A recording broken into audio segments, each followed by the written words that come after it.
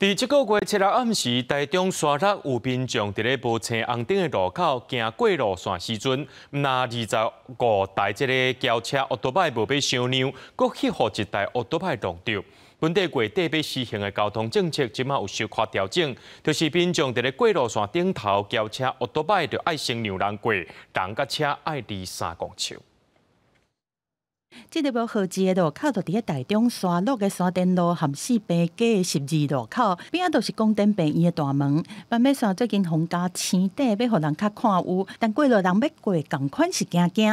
我有一点害怕。怎么说？我怕说他没有停啊，还是什么的啊？红绿灯我在那么远啊，这边怎么没有红绿灯？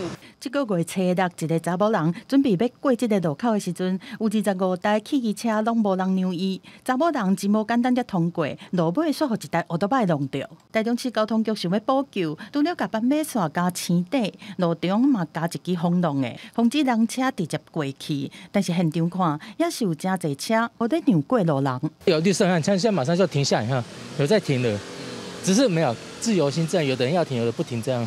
这个月底会进行第2次的协调，那协调完成之后就会来做这个红绿灯。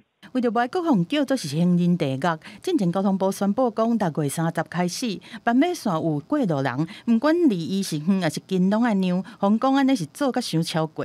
交通部长王国材讲，6月30开始，无照规定停让过路人，罚款对3600提悬到6000块，同款会实施。但是处地标准暗算会照即马人车爱过3公尺的规定。学者表示讲，过路人的路权爱搁较有效来提升。主要就是近端、远端的认定可能很难一致性，所以呢，我们就认为，如果是在行进方向会有冲突点的3公尺的范围来认定，目前如果没有太大的问题，我们就维持原来认定的标准。学者讲，车爱先减速才有停让的空间，但是用中央分隔岛来做处地标准，要用安尼来执法会较困难。若是用即马在用的标准，目前看起来是较好的一个方式。记者综合报道。